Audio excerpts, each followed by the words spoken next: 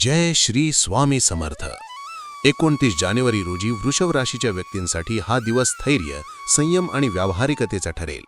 आज तुम्ही घेतलेल्या निर्णयांमध्ये परिपक्वता आणि दूरदृष्टी दिसून येईल.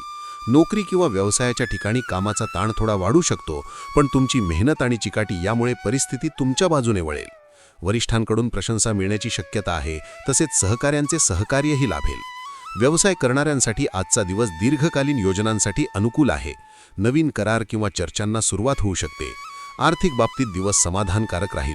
उत्पन्नाचे स्रोत स्थिर राहतील आणि पूर्वी केलेल्या गुंतवणुकीतून लाभ मिळण्याची शक्यता आहे.